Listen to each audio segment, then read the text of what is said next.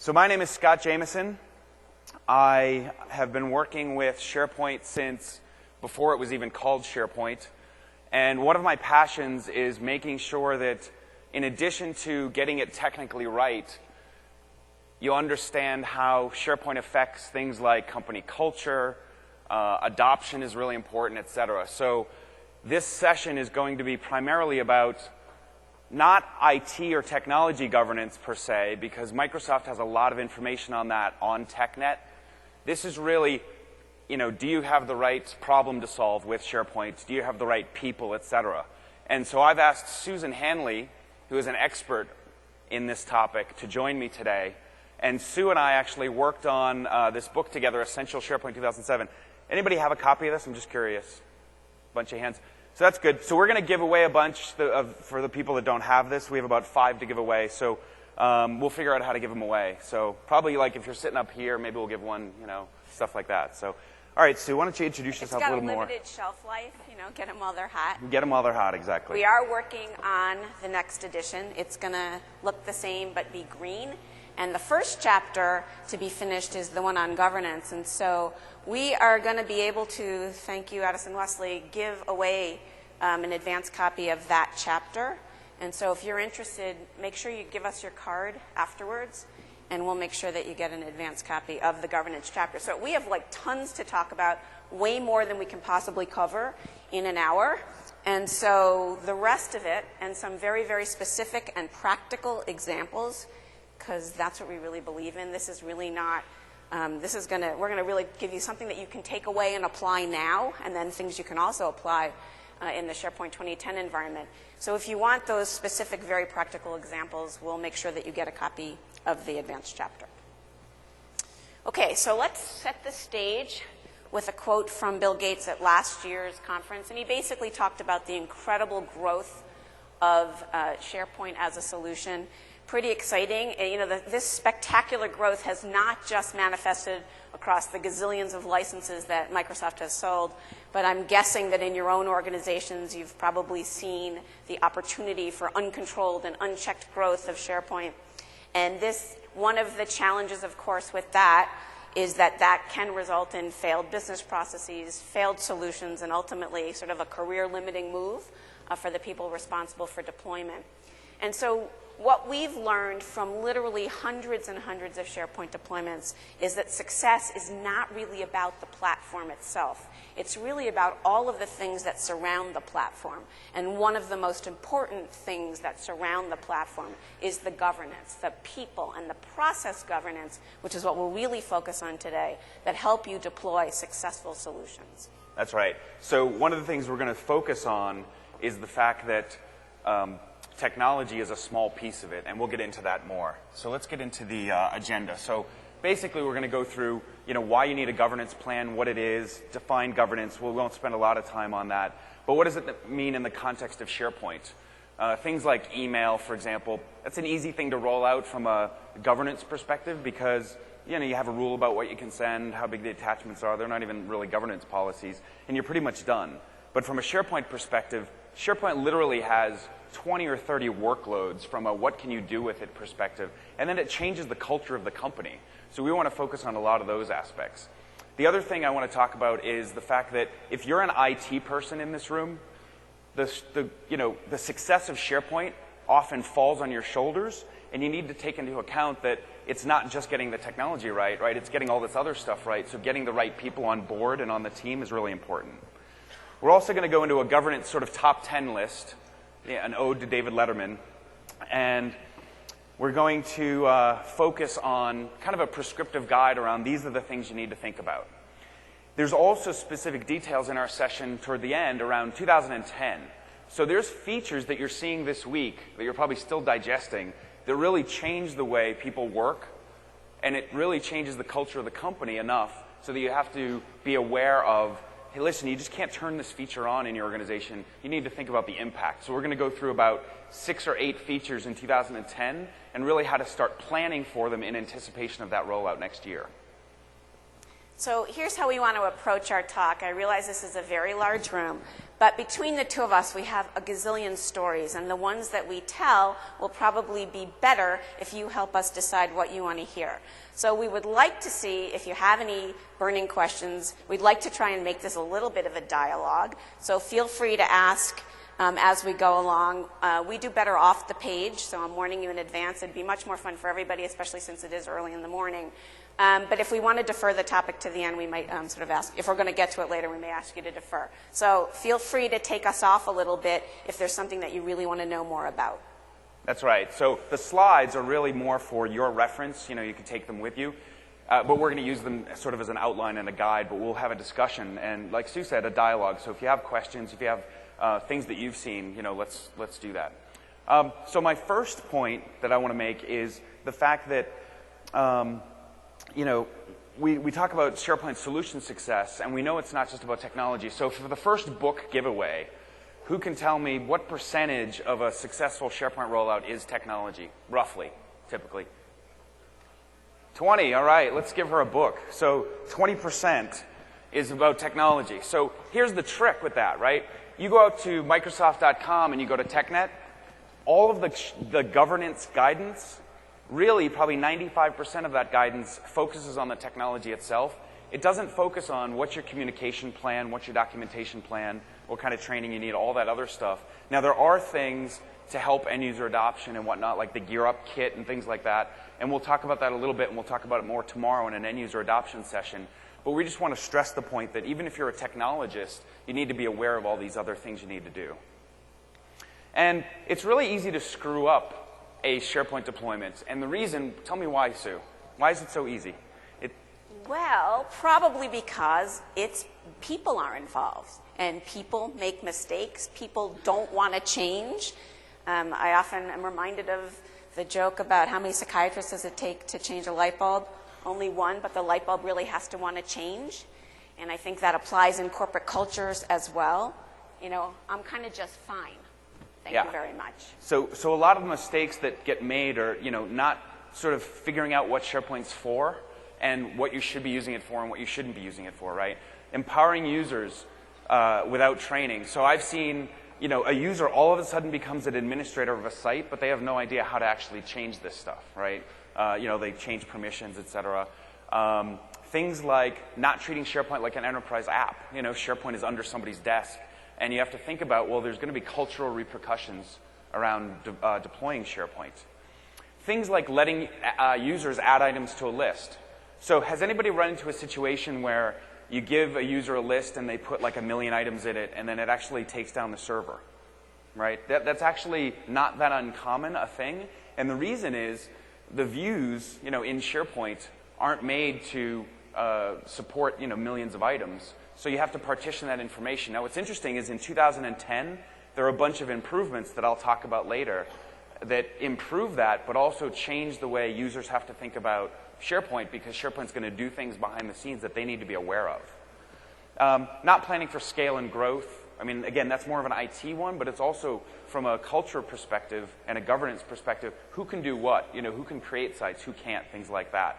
And providing SharePoint as a centralized service. I've actually seen from a, again, it's typically a politics issue and not a technology issue, where each department wants their own little SharePoint environment, et cetera. So one of the things in 2010 that's going to happen is being able to better take a centralized environment and divvy it up amongst lines of business, for example.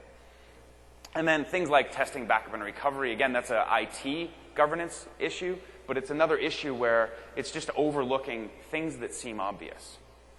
So Sue, let's go over why you need a governance plan. Why don't I hand that off to you? All right. Well, you know, I'm just going to kind of sum this up. You guys can really read this. But a governance plan helps us figure out who's allowed to do what. It establishes sort of the guidelines or the norms that will help guide people as they deploy their sites. What we're really trying to do is empower users, but not overwhelm them at the same time. So one little sort of issue, I just wanted to make a point about our last slide. One of the things that I see a lot of is this empowerment of users without training. And what I usually say is that just makes me want to cry. It's really not fair. We empower, we have a great tool that empowers end users, but we don't teach them how to think like an information architect, how to think in a meaningful way to help organize and structure their content. That's very, very easily rectified. The governance plan is part of it, and training is another component. That's right. So, Sue, tell me, help me understand again, why SharePoint's trickier. So, for example, you turn on email, you give it to the users, and they seem to adopt it. They understand why. Why is SharePoint not like email, for example? Well, because it's sort of not like an application system like General Ledger or Accounts Payable where you have to use it. The challenge with SharePoint, it's interesting that you bring up email, is that there's always a workaround. People don't have to collaborate using the collaboration tools. There are other ways. And unless your organization is going to be draconian and forbid other methods of collaboration, and I've worked with companies that sort of take the governance from the full spectrum of everything locked down to the nothing locked down, and both has its issues and challenges. And I think fundamentally we need to sort of think about the Spider-Man model of governance. We're going to give users great power, but along with that comes great responsibility, and we need to empower them with some guidance around that. All right, so let me just go through, again, this is probably going to be obvious to some people, but what do we mean by SharePoint governance, right? It's really people, roles, technology, policy guidelines, and the idea is you put those in place to understand how you're using SharePoint and how people and technology come together to solve a problem, right? So the governance plan needs to clarify why you're using SharePoint and how you're going to use it, and also a framework so that over time, you're actually measuring success, tweaking what you're doing with SharePoint, understanding and evaluating why you're using it. So I know one of the things, too, that you tell me all the time is the most successful deployments out there are the ones that actually measure success. And even if it's just anecdotal, right? You go to the users and you say, can you do your job better?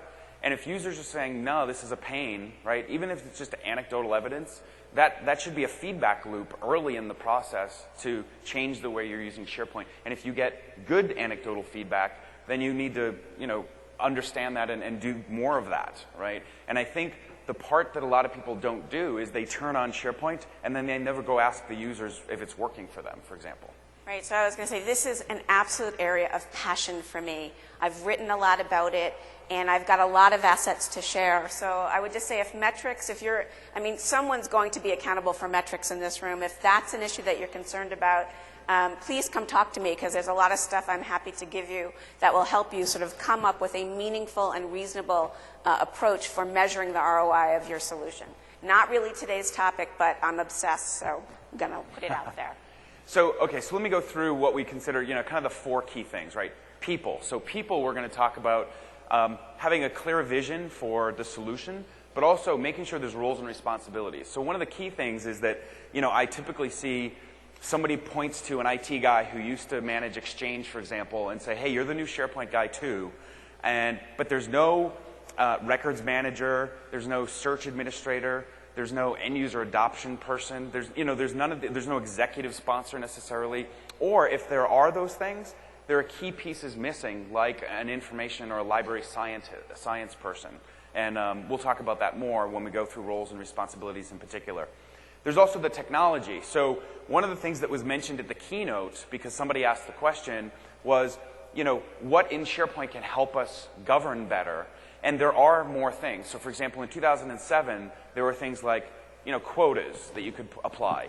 Well, again, that's good because users are constrained to a certain level of, storage space from an IT perspective. You're managing growth over time, et cetera. And you're enabling that through policy in the tool. There's also things like audit and expiration and things like that in 2007. And there are more of those things in 2010.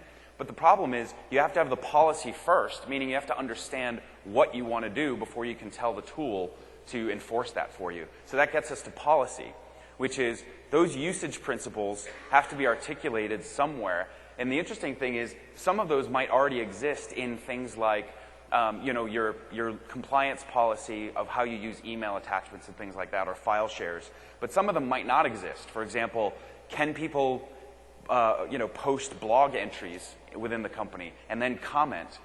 Ratings is an interesting one, Sue, right? Because, do people feel good about, giving somebody a bad rating? So if I rate somebody 1 star, is that going to create a nightmare within the organization, right? So I don't know if you wanted to comment on that, but... No, we'll okay. get to Well, that. we're gonna comment on that a little bit more later. And then process. So the last one is, what is the process for creating, for example, a new site or a new site collection or provisioning a blog or a My Site? And so we want to go through kind of each of these in the context of our top 10 list. So let's transition to our top 10 list and go through them. And I think I'm going to hand it over to you, Sue, to start with the vision. Okay. So absolutely most important thing is to think about what am I trying to accomplish.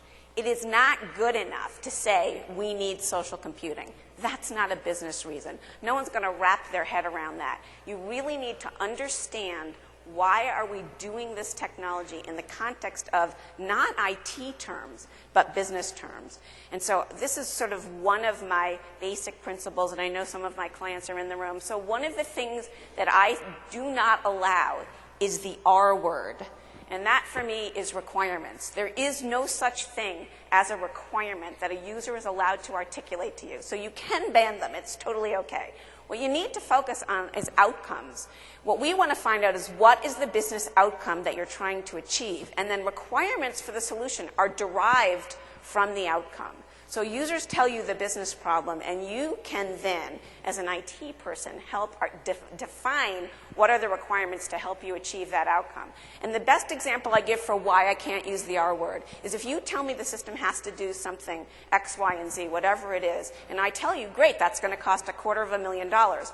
All of a sudden, it's not a requirement anymore. So then we can change the game. We can start talking about what are you trying to accomplish. And the fundamental first component of your governance plan is a reminder of where are we going and what is the outcome that we're trying to achieve, because people can work backwards from that. And the overall vision inspires people to remember why they're following the governance policies. Again, where are we going to get to with what may or may not seem like rules? And in some organizations, we're actually not allowed to use the word governance because it has a bad connotation. So we'll call it sort of an accountability plan or something else, because the G word gets banned in a lot of organizations as well. But the bottom line is, think about business outcomes and have your conversations in terms of where are we trying to go. So now let's talk about sort of who's going to do those things. So it's really important to articulate what are the roles and responsibilities inside the organization. And so putting the team together is really, really critical. So one of the most important roles that Scott mentioned earlier is you need to have an executive sponsor. Someone needs to really care about this project.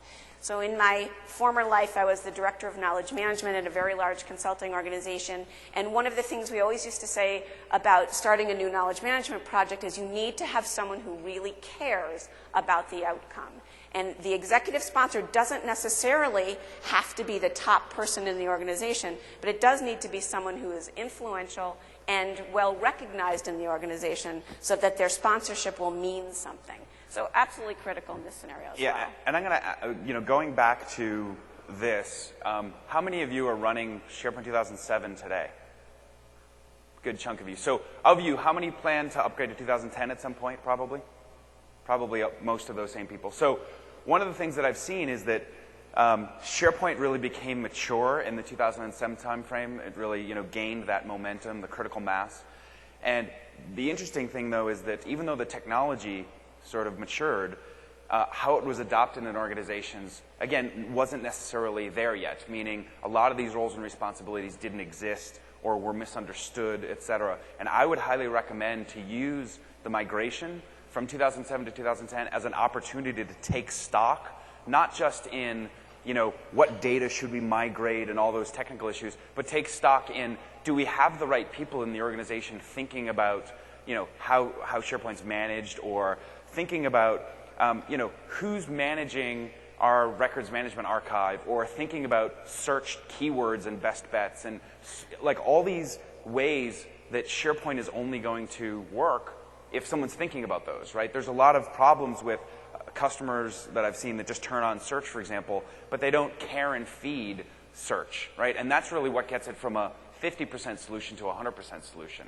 And so thinking about those roles and responsibilities and making sure you have an executive sponsor and you have somebody that's thinking about content from a knowledge management perspective, et cetera. So go ahead, Sue. I often get asked whether these roles are full-time jobs because everyone wants to budget for their solution. And I think the answer really is it depends. One of the things that you'll find in a very large organization, as you think about SharePoint 2010, there is an awful lot of things to think about in terms of how are we going to manage the corporate taxonomy. Had you not been thinking about that before, you're going to think about it now.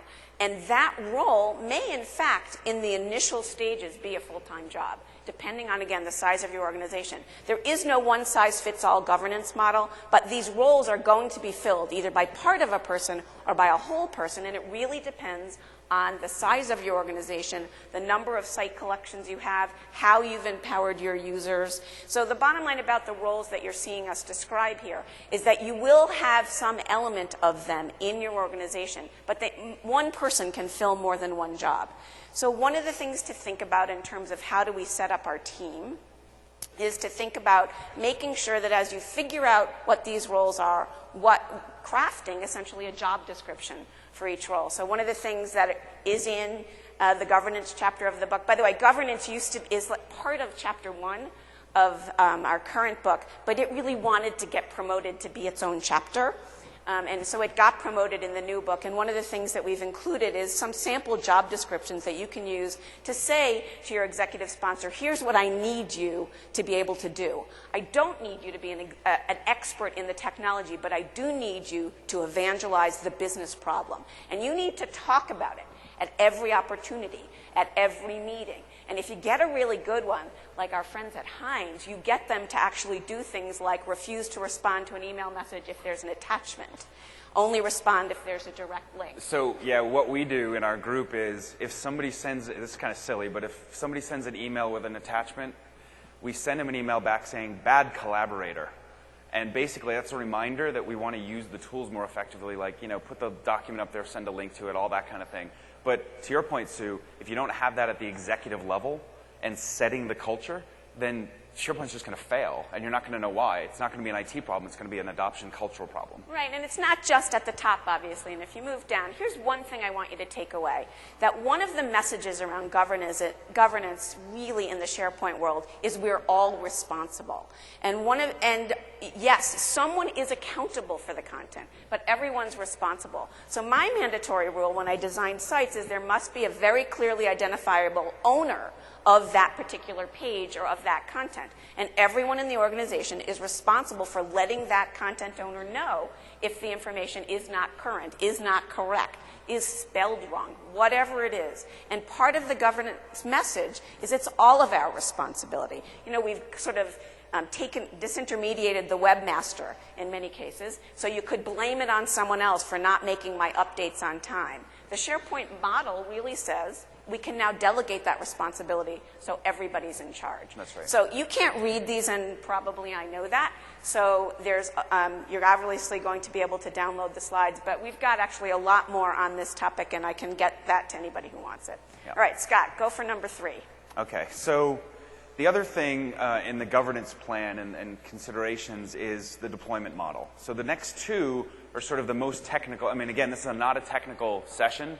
In fact, it was rated a 300 session, not because it's technical, but because this is like thick content, but really important when it comes to SharePoint. So, it's considered sort of pseudo-advanced, even though it's not really a technical topic. But the idea of the deployment model issue is that when you look at SharePoint deployments, right, typically there are team-based needs, right, for team sites. There's a line of business that wants a certain application, like business intelligence or something, or there's a company-wide initiative to do something social. For example, everybody should have a My Page, or we should set up some kind of a wiki environment, that kind of thing, or search, et cetera.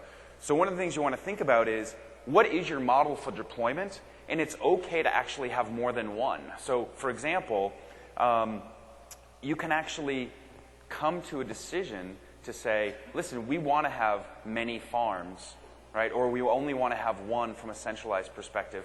But you want to make that choice consciously. What I've seen most customers do, just sort of because it grew up on its own, is that that choice wasn't made consciously, meaning, this group wanted SharePoint, so they set it up. This other group wanted SharePoint. IT is going to provide the central, my sites and things like that. But then who's paying for it and who's the executive sponsor, right? Why are you doing it? And to Sue's point earlier, what are the business outcomes? So making that choice consciously is the most important one. And so what I want to get to is the fact that it's okay from a deployment perspective to have one SharePoint environment, but then break it out into multiple offerings.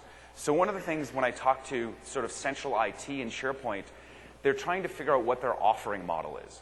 And this is where the goal is, I don't want to have 15 instances of SharePoint, because that happens pretty commonly, right? I want to have a centralized offering for the lines of business.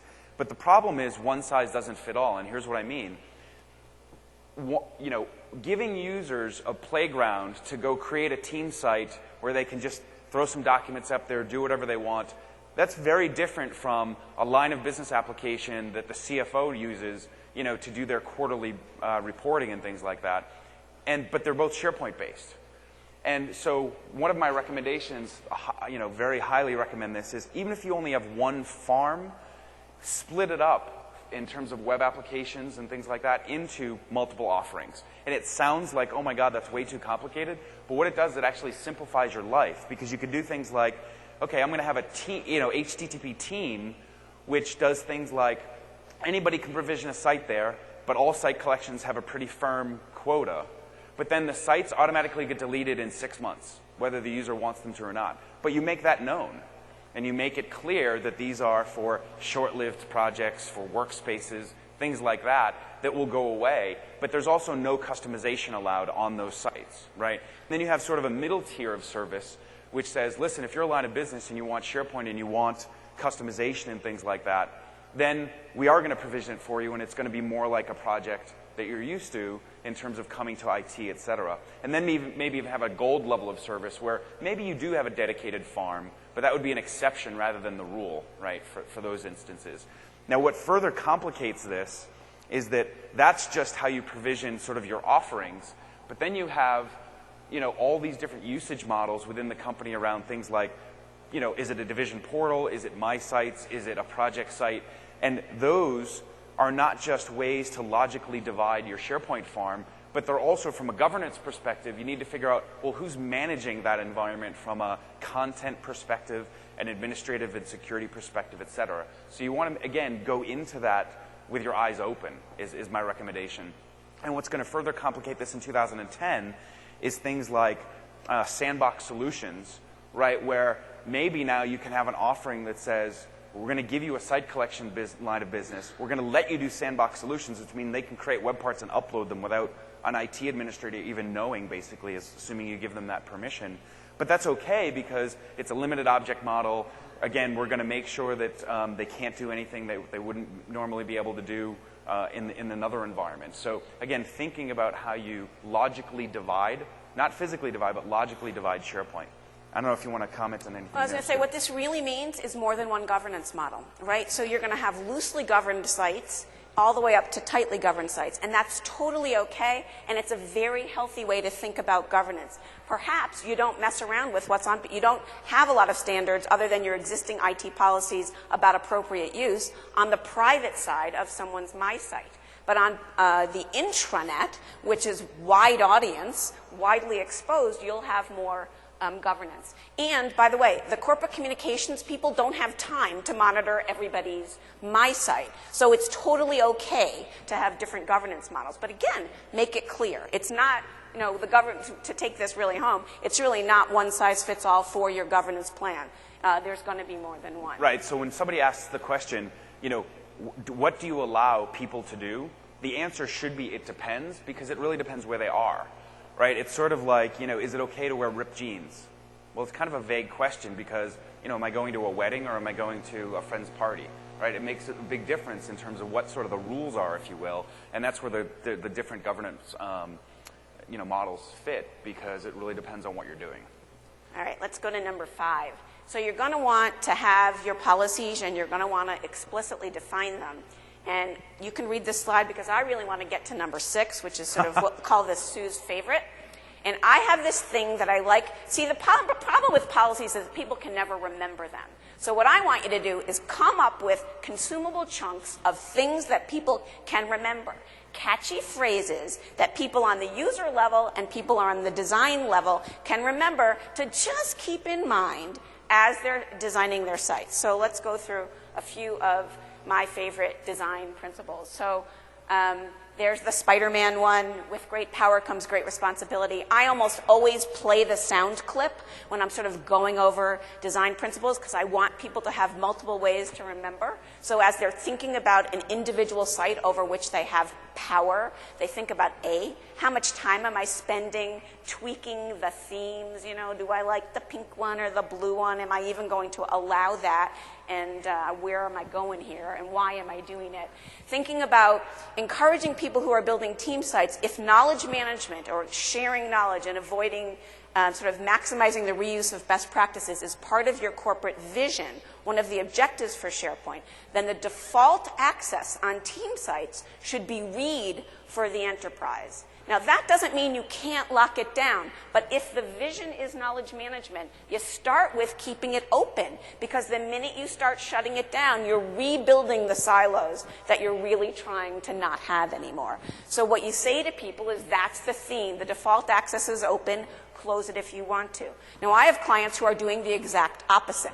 The default access is closed. Open it only if you're allowed to. And again, clearly, although they often profess that transferring knowledge and reusing best practices is their mission, what I say to them is, really? Like, how are you going to make that happen?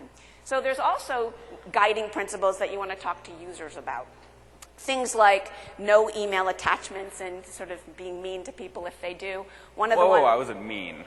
I was polite, right? Okay, politely reminding them. Publish once, link many, sort of encouraging people that you don't own it, you don't publish it. You link to it. And that way we can sort of get rid of the multiple versions of a document floating all over the place concept. Now, I used to have an F word for SharePoint 2007. That was folder. Oh, I was gonna give away a book if they could name it. But if you could name the F word. Well, there's way too many people in here who know me. And I talk about this a lot. You know, the big paradigm shift for SharePoint 2007 was to get people to understand the concept of metadata for organizing your content. Well, guess what? SharePoint 2010, folders are back. And actually, and the reason we didn't like them in 2007 is they didn't do much for us except fake document sets, but we're taking care of that one. Security, which we always really needed them for. We needed them for performance, and we still need them for that. But they didn't help us push meaning or metadata into the document itself. So it was a royal pain to sort of organize things with folders because you still had to tag them. Well, now that folders are more active and can do things for us, they're no longer the F word. But we still have this issue of what does it mean to look at the view of the world using metadata as opposed to folders. And that's a paradigm shift that will still exist, and you still have to sort of demonstrate for people. So how many people in this room are actually from Missouri? Anybody? Okay, so, actually great. So now all your entire users are from Missouri. That's the show me state. The only way people are going to get this concept, by the way, is if you show it to them, not with fake data from AdventureWorks or Contoso.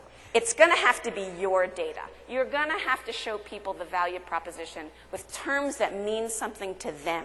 Your language, your concepts, your site columns, your attributes. Yeah, so basically what Sue's saying is how many people here still use folders in document libraries? How many people use them instead of metadata? And how about you use them in addition to metadata? Okay. So better answer. Yeah, exactly. That's a good answer. So how many people just use them for partitioning for scalability reasons? Okay.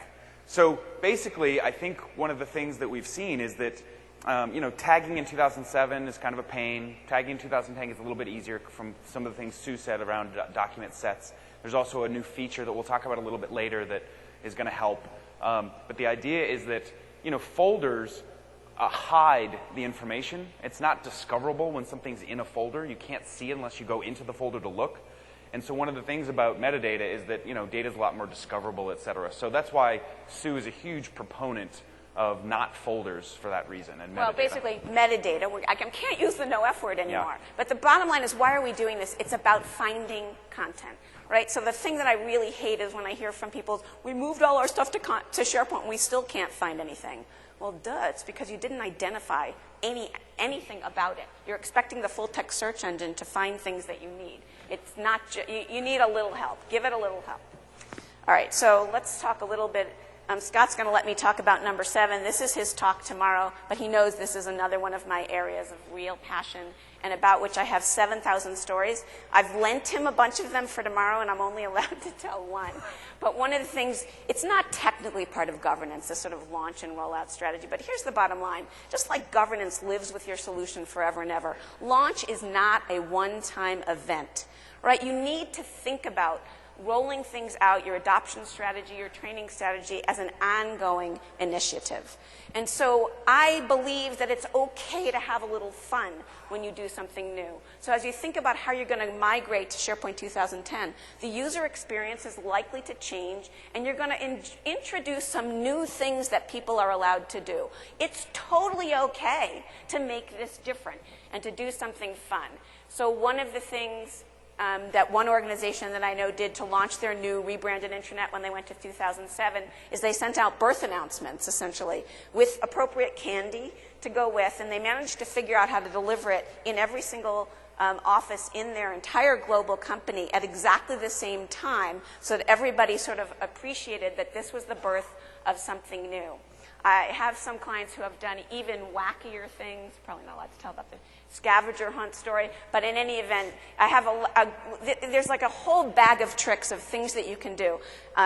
One of the things that I've learned is to stop thinking that that won't work in our culture, because every time I've brought up an idea and thought, no, there's no way this client's going to want to do it, they'll jump on it, and then the next thing you do, sort of they're doing something that's different, and different often gets people to sort of pay attention to something. Right, so how many people actually at your company when you rolled out 2007 had a formal launch strategy in place? That's not bad. It's like probably 5%. But again, the other 95%. Did anyone do anything fun? Yeah, does anybody have a story to share around what they did? You know what? Bring it tomorrow to the rollout session. How's that? So we'll save it, because I don't want to get too derailed. So, but anyway, there's a whole session tomorrow on rollout and adoption and all that stuff. All right, so content management is actually a big deal. And it's a big deal because a lot of what happens in 2010 from a technology and feature change perspective is related to content management, right? Because that's really what SharePoint does, is it is a place to store and manage content and then have people find it. And so, the only thing that's important about content management, or the main thing that's important, is the fact that somebody has to own that content and get it into SharePoint. So you have to establish things like who can actually contribute, who can change, and who can approve content. And this is a big deal now when it comes to things like metadata. And I'm going to go into this a little bit more in 2010, but I'm going to give away a book. Who can tell me in 2010, and I know you only had a few days to digest this, the difference between managed keywords and managed terms? Can anybody explain it? All right, how about the difference between using a managed metadata property type and socially tagging something and how it works in SharePoint? All right, so don't roll out 2010 because it's going to fail. No, but seriously, so what I'm going to do is not right now, but in a few minutes when I go into the 2010 specifics, I'm actually going to give you the crash course on 2010 tagging. And even though this is a governance session, it's probably one of the most valuable 30 seconds you'll get out of the whole conference, I think. I'm betting. So was there a question? No? Okay. Somebody's going to try? All right. What's that? Yeah, I mean, I'll go into it. But but it's really important. Do you want to come up and try? All right. Yeah, sure. I love it. Audience participation is best. Scott was really looking forward to showing off, so... Can we bring up the mic? The audience mic? I think it's that. Shout. Can we bring up the audience mic? In the back there? Try it now. Okay. And I'm being very courageous here because I don't know if I know it, but one is the social tagging. I can create my own tagging and classify documents in the way that I want, while what was the other name you used? What was the other thing that you mentioned? The corporate tagging? Managed keywords. Managed keywords are keywords that are more corporate or organization-wide that I can use when I'm doing my social tagging, but I can define my own when I'm doing that. It's close, but I'll give you a book anyway. How's that? Okay. Let's hear it, yeah. She was the only one brave enough to try, so. Okay, so I'm going to go into that a little bit more, but those policies around who gets to do things like contribute content, tag content, should everybody be allowed to, change security on folders, on document libraries, the policies on, who can change customizations on a site. Interestingly enough, SharePoint introduces this really crazy concept, right? And the crazy concept is that code and content used to be pretty clearly defined and separated pre-SharePoint world. And let me give you an example. You create some line of business application in .NET or something like that. The code is clearly the stuff that the developers wrote and put into source control, and the content was all the stuff that the users entered and went to the database. So who thinks, ready, I'm going to ask for a raise of hands, who thinks a SharePoint designer-based workflow is code? Raise your hand. I get about 30 people. How many think it's content? Okay, you get about 50 people. Who doesn't know or doesn't care? I'm just curious. Okay, good. The rest of you, right? So what's interesting is that I asked a room full of people, about the same number, roughly, said it's code, and the other half said it's content. Same with if I change the master page on a site, was that code or content? Again, the point I'm trying to make is that the line is blurred. So understanding your content management policy isn't just who put this document in there. It's who can do things like upload a web part in a sandbox solution. It's like, wait a minute, well, that's code. Well, yeah, it's code, but guess what? When you put it into SharePoint, SharePoint considers it a piece of content. It's actually going to be managed, just like that workflow, just like a theme, just like a workflow solution, like I just said. So a lot of other considerations. Let me give you one more example. A user goes out there and adds a new column to a list, right? They change the schema, effectively, of the list. Again, was that a code change? Was that a content change? Tricky, right? So you have to figure out and educate people on the fact that this is a paradigm shift, basically, around end users managing content assets that smell a little bit like code, but it's really not, at least, especially from a SharePoint perspective. So make sure you plan for that in your governance plan around educating users and educating IT in terms of how things like that are going to impact your deployment. All right, so training plan, again, I'm going to go through this tomorrow in tomorrow's session. But again, like Sue said, it's not a one-time thing. Sue loves the what's in it for me, right? I don't know if you want to talk to that a little bit, but WIIFM. So the only way SharePoint's ever going to work, especially if you demand things like tag, this metadata before you upload it, is what do they get in return? You can't just tell them they can do searches later. To Sue's point, you have to show them. You have to grab their hand and actually walk them through with real data why tagging is going to benefit them later. And people, especially adults, don't do things that won't benefit them, and won't benefit them soon, right? So they're not going to do anything unless they see that benefit, especially with training. Sue made a good point earlier to me about training adults is really tricky because they won't learn unless they see the benefit. So you have to do it in small chunks, and you have to do it sort of just in time. And we'll go through a little bit of that tomorrow around some training resources. Who's heard of the Productivity Hub? Anybody hear of that? Wow, you have to come to the session tomorrow then. So, okay, enough of that. So let's go to the document. Sue, why don't you take this one? All right, so let me tell you a little bit about the document. actually thinking about how you're going to put together your governance plan is more important than writing it down. So asking yourself the key questions, having the conversation around who's going to be allowed to do what. So when I create a governance plan, and I've probably written dozens of these, the first thing we do is we have a series of questions that we ask, and we put all the key people in a room. Now, a couple of key people. HR. Don't leave HR out of this, because if we are going to change people's job descriptions, we may also need to change their incentive, sort of how we measure them personally. HR people need to be involved early. They need to buy off on the outcome that we're trying to achieve, and they need to be creative about how we craft the message into what people do. Remember, people only do what they're measured against. They do what matters in the organization. If we do not demonstrate that what you're doing inside this solution is important to the organization, they're not going to do it. So asking those key governance questions is almost just as important as writing it down. So as I said, I've written dozens of these. I still have not gotten it quite right. How do you deliver this document, if you will, in a way that people can consume it? So one trick I've learned having done this, I've done the 60-page version, the 100-page version. Those are the things you say, read the governance plan right before bed, because it's a really good way to put yourself to sleep.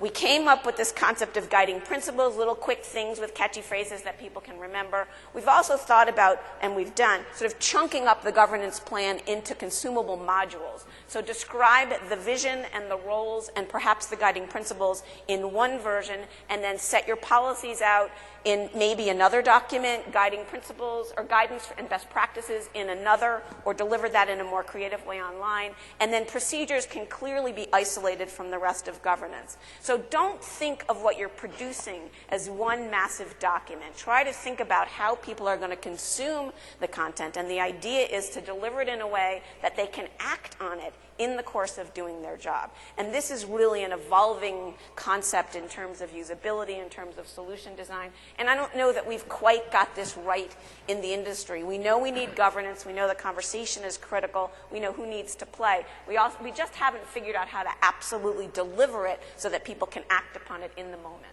Yeah, and I want to make one more point, which is, how many people know about the governance document template on TechNet? Okay. So the mistake I see people make when they use, for example, that template is that they give it to the person that's going to sort of run with the document, and the person goes and does lots of typing, and they make this really cool 100-page document. And the problem is the document isn't really the important part, really. It's the process of getting this guy from HR, this other person from the line of business, the IT team, this user constituents, all together to agree that this is how SharePoint's going to be used, because no matter what's in that document, people will just ignore it completely unless they've come to an agreement in that room. So a lot of what's tricky is there's a lot of politics, culture change, things like that get addressed. They sort of come up because you're stirring the pot a little bit when you do the governance plan, because, to Sue's point earlier about what someone can do on their My Site and, what kind of posting they can make or what things they can upload or say or not say, those are going to be tricky things to discuss because the line of business wants to do one thing, HR policy dictates something else. So you have to come to the terms on, how that's all going to work and who's going to be responsible for that. Because one of the things I've seen with SharePoint is everybody wants it and no one wants to take responsibility for it. That's the number one issue, right? So that's if you take away one governance thing to walk out of the room with, that's what you have to focus on, is making sure the people who take that responsibility really take it and they actually run with that ownership. And so that's where usually what happens in the process of creating this document is you shake out those people who aren't really going to run with that responsibility or not. And if you don't do that, then you don't know. You just think that they're going to take that responsibility and they actually don't, and then you wonder why there's issues in the adoption of SharePoint and usage and things like that. Sometimes you can use this as an opportunity to challenge some organizational norms. So I often like to tell the story about a quasi-governmental agency that I work with to deploy SharePoint 2007. And they essentially, in the context of discussing governance, decided that no one other than IT was really allowed to touch anything. So if you want to add a new value to a drop-down on a site that you own, you actually have to write a change control request to IT. So I call that a full employment act for the IT department. And of course, what happens is that no one becomes a power user because they're not allowed to do anything. And this immense control issue, that, you know, the IT guys are totally afraid that if people sort of disrupt the corporate taxonomy, that there's going to be some damaging consequences. Well, guess what? 2010, if you allow social tagging, the corporate taxonomy is going to be disrupted. There will be a disruptive influence. And again, that organization, not likely to allow it. And that's part of the decisions you're going to make as you think about governance in 2010. So Scott is chomping at the bit to tell you more about what you need to think about for 2010. And we're going to give him about 15 minutes because we want to allow time for questions. So see if you can do it. So, all right, so let's go. So everything we just talked about applies if you're doing SharePoint 2001, 2003, 2007, 2010. All those things are musts. A lot of people coming to the conference want to, you know, they're asking the question, well, what about these things that are coming out in 2010? How should I start thinking about them today so that when we do deploy, we're not, you know, behind the curve, right? So I'm going to actually, Sue, make you discuss the first one. Okay. Because I know you have a passion for, you know, the implications of social computing, since, you know, social computing and the whole social tagging and all that, that is probably the #1 thing I hear that people want to start using in the 2010 timeframe. But it is enormous in terms of the implication and cultural change and how tagging is going to work or not work and all that stuff, and we'll talk about that. But Sue, I want you to talk about the implications of social computing. Well, so the bottom line is that everybody wants to use it, and I love the quote from Steve Ballmer in the kickoff. I mean, everybody's interested, but most organizations are like, yeah, well, that's okay. I mean, we want to do it. They're interested, but they haven't figured out how. And that's really part of one of the things you're going to think about is what are we going to allow? What's acceptable? There's going to be sort of a social computing etiquette in your organization that you are going to want to think about. And that will be part of your governance plan. What do we allow? What's okay and what's not okay? What terms are appropriate? What's not? You're probably going to have to remind people. People may be a little afraid to tag initially, especially in an organization that's not very tolerant. I want to tell a story. So at Microsoft, so I was formerly with Microsoft, and now I'm actually with a company called Jornada. But when I was at Microsoft, we have this knowledge management portal that we built in 2007, but we added ratings. And it was basically, the idea was, it was called information, oh man, what was it called? IWAB. Who knows what IWAB is? Anybody?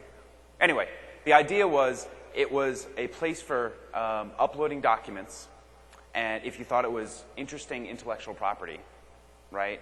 And is it IP? So it was actually called IWAB, IP without borders. But the idea is that you can upload a document, and nobody wanted to rate the document and say that it was valuable or not because they were afraid of hurting people's feelings. And in all seriousness, these are Microsoft people, grown-ups. They weren't like 5-year-olds or anything like that. They didn't want to rate things because they didn't want like their colleague in the next office over to feel bad that I gave it a 3 because I didn't think it was good. So we said, okay, we need to change the fact that we're rating, is this thing useful, this piece of content useful, not is Bob a smart guy or not. Because that's what people were rating. They were rating whether Bob was a smart guy, or that's what they thought. So the wording was changed on the site. No technology was changed. It was just not rate this post, which is what it used to say. It said, is this IP, question mark. So people changed, like, was this a good post, meaning is Bob smart enough to post something useful, to, oh, I'm looking at this piece of content, is that IP or not? So people said, oh, sure it is. And they would rate how IP useful it was, like was it a 3, was it a 4, was it a 5? And then everybody started rating. So strangely, just changing the culture in terms of like not making people feel bad about rating this stuff made a big difference in participation. And again, if you're getting a knowledge management system without participation, it's useless, right? And so these are some of the things to think about that aren't technology issues, but are going to go a long way. If you're the IT person in charge of rolling that out and it fails, it's not because you didn't set the farm up right or something. It's because there's subtle things about the culture maybe that you didn't even realize until you started using the solution. So just one little story to tell, because I'm a lot older than you are. So let's talk about ratings and what that really means, and what the action required on the part of the user to rate. So just think about something. There are other ways to measure the value proposition for an individual piece of contribution. I can rate a snippet, something I read quickly. I can read it and say whether I like it or not. If we're talking about a document that I have to use in order to rate, you're actually asking me to take step 2. So think about this in terms of measuring value propositions. Sometimes the value metric isn't how did I rate it, it's how many times has this been downloaded. Because if someone quickly looks at something and chooses not to do anything with it, then that's not as valuable as someone who actually takes an action on a document. So I think it's a combination of encouraging. You're going to have to think about how are we going to incent people to take an action to rate something. It's not just about the ability to do it. It's about the policy and process and social norm around doing that action. And this may not come naturally in your organization. Yep. So one quick question. So how many people are on Facebook? Just curious. How many people have ever either put a picture on Facebook or had a status update and they kind of forgot that like their boss was actually one of their friends? Anybody do anything weird like that? See, you're not raising your hand because you know you did it and you just don't know how to admit it. So imagine those mistakes but being made inside the company where the stakes are a lot higher in terms of, well, who cares if Mike saw this picture of me in a bathing suit or, you know, whatever. But my boss seeing that I'm, you know, doing something interesting with status or some kind of activity that I'm doing inside my company from a social computing perspective, the stakes are a lot higher. So what's going to happen is that people will either feel less empowered because they're afraid of making those mistakes, or you have a culture where things like that are encouraged and, you know, you facilitate more personal relationships, so it actually makes people more productive. All right, so I'm going to jump to the next one, which is managed metadata. Okay, so this is where I want to talk about tagging. So who wants to do tagging in SharePoint? Anybody think that's a useful feature? Okay, good.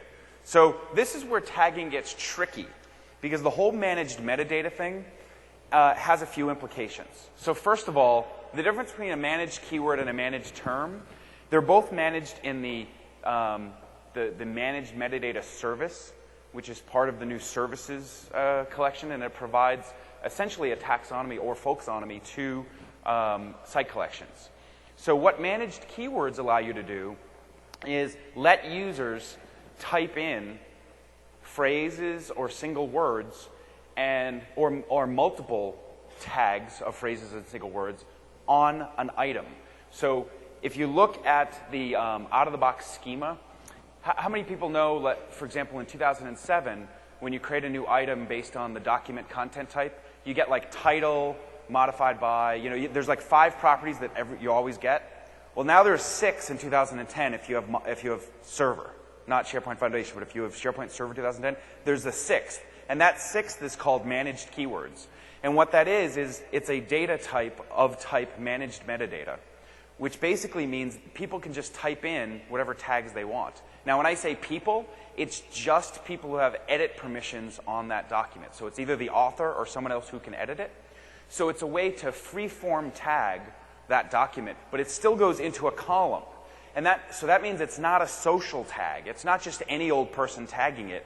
There's only one set of tags in that column. And if I'm the author and I put the word pizza, and Nick comes along and he's an editor on that document and he changes that to tomato, then my tag goes away. So that's the managed keywords column. Now I can create more columns like, you know, what industry is this? What customer is this? Blah, blah, blah, and make them managed metadata columns. And those could come from terms, managed terms. And that's where you get into hierarchy. And you get into not letting users type in whatever they want. They come from the actual company metadata or official company taxonomy that's managed in the metadata service. So now I have this document I uploaded. I put a couple of managed keywords in there that I can put in whatever I want, but it's still a column. And then I have a couple more columns that I can tag using my master taxonomy that's a hierarchy and stuff like that, right? But none of those are social tags yet. Those are just tags just like columns in 2007. And if I give it, you know, delegate authority to change that document to someone else, then they could change that tag using the master taxonomy, and now that tag's different. But what's interesting is that if I do that as an author, SharePoint recognized that as I tagged the document, even though it's kind of an official tag. It also says that you socially tagged this too. So there's a separate place in SharePoint that keeps track of all the people who socially tagged this document. And if I've ever done that from an authoring perspective, it's going to put those social tags there too. But what the social tags also let me do is, even though Sue's not an author or an editor on that document, she could still go to that document and tag it with the word onion, right? And it will show up in her tag cloud about that document and my tag cloud about that document, even though it's not an official tag. Like, nobody with author or editor rights tagged it that way, but it will recognize that somebody socially tagged it that way. So again, that's kind of the difference between this managed keywords column that you always get, these other columns that you can create of type managed metadata, and these social tags. And by the way, like I said, if I create any type of those columns, whether it be a managed keywords or a managed term, they're going to get promoted up to social tags that I tagged as well, but then other people can socially tag that. Okay, so if that sounded a tiny bit confusing, think of what your users are going to have to understand of like why something's tagged a certain way, the policies from a governance perspective around who can do what kind of tagging and when, because they're going to have different implications around where those tags are used. So for example, if I want to do a search, I want to make sure I'm getting search results that are effective. So do I want to search on social tags? Do I want to search on official taxonomy tags? Do I want to only search on columns that are based on those managed terms, et cetera? So these are things that, again, I'm not going to give you the answer in 30 seconds, but I want you to start thinking about and learning the key difference between a managed keyword, a managed term, and a social tag. That is an extremely important, because tags, just using the word tags, doesn't really tell you what kind of tag, and is it a folksonomy tag, et cetera. So really important thing to think about and learn more about as you start planning for using these tagging features that are probably the number one and number two features that I see people asking for, is this social tagging concept and the managed metadata sort of official taxonomy concept. And Sue brought up something earlier, which is if you are going to use an official taxonomy, you're going to have someone that's in charge of that, and that role probably doesn't exist right now in your organization. Or well, it probably did exist, but we fired them when we got rid of all the internal librarians. So there is a role, there's a skill set in defining a taxonomy. I mean, an information architecture skills comes out of the degrees that we used to call library science. Now, I spent 5 years on the board of the Syracuse University School of Information Studies, which used to be called the School of Library Science. And I can tell you right now that the people who are coming out with master's degrees in library science are the information architects of the future. They are not, the people with the buns and the pencils in their hair. These are people who really are learning about natural language query processing, about how content should be organized to deliver on the web. And it's a definite skill set. And organizations, as we think about how we're going to be able to take advantage of central management of metadata, which we couldn't do across site collections in SharePoint 2007. Now that that power is being returned to us without the use of a third-party product, there's an opportunity here for a skill set, and we're just going to have to figure out what happened to all those people we got rid of in the early 2000s. All right, so the next one is records management. And the reason records management is a big deal in 2010 is that, A, it's improved to the point where people are going to start using it a lot. I don't think a lot of people actually used the records management feature in 2007 that much. But in 2010, the key thing is that there's two ways to do records management. There's in-place record management, and then there's this records archive concept. And the trick is, if you pick one or the other, it's going to have a tremendous effect on how the rules work, how users actually find documents. Do they have to go someplace else? Do they stay here? Do you maintain versions as records? If they're in place, what does that mean? Does it mean I can touch them? Does it mean I can touch a new version? All that stuff. And the key point is that you're probably going to use both types of records management. But if you do use the records archive, somebody has to manage that archive. And that's where a records manager comes into place. Another thing to consider, a couple more things that I want to talk about, are the resource governor. So this is a new feature that if you have more than 5,000 items in a list and a user tries to run a view with more than 5,000 items that are going to be returned, and actually I think you can tweak that number. I'm not sure if that's going to make the final cut, but then that is an important consideration because the user's going to get a message that says, sorry, I'm not going to give you the query back. Go figure it out, basically. I mean, it doesn't say those exact words, but you get the idea. So if you have users that you've empowered to go create things like their own lists and their own views, and they start getting these messages, you need to understand that, why they're getting them and educate those users. So again, it's a governance thing, but it's also an education thing to enable users to understand what's happening. And one of the things that's going to help this is actually there's a new feature called the Content Organizer. So the Content Organizer is basically an event that takes place that allows you to partition documents. So if a user uploads a document, you can use metadata, for example, about that document to route it to a folder. In fact, SharePoint will actually create you folders automatically and put those documents into folders. What did we just talk about? Folders. Well, folders obscure documents. They make them not visible as much. So you need to understand that users can get into a situation where they put a document in there and it goes someplace smart, but then they don't know where the document went. And to mitigate that, SharePoint's going to have things like taxonomy-based navigation with a tree control. You're going to have views that will obviously bubble up that information, et cetera. But this is still a consideration for when you use this feature, you need to understand that you can't just turn on the feature and go home. You have to educate users and have it part of your policy as to, do we use this everywhere? Do we not? Do we only use it in certain situations? And again, that has to go into a thought process that you have, not just, again, turning it on or off. Same with SharePoint customization. So you thought SharePoint customization was a tricky thing in 2007. Well, just wait until 2010 because we have this feature called, Sandbox Solutions, right? And Sandbox Solutions basically let you take a site collection administrator and have them upload, for example, things like web parts that have a subset of the API, but they just run without central administrator or full control access. So the idea is that how are you going to deal with that? And that has to go into your governance planning in terms of, do we allow SharePoint Designer? Well, SharePoint Designer is a huge benefit for power users to actually be able to do things with SharePoint without code. Same with, the access services that we're introducing in 2010 too, right? Which is the ability to have an end user create a solution in Access and actually put that into a SharePoint environment. So what are your policies around how you're going to make that happen? And so these considerations are really important to consider. All right, so I think that's kind of where we want to get to because we want to leave some time for questions. So why don't you wrap it up for me? I'm sick of talking. How's that? Well, he was dying. All right, so just a few things to remember.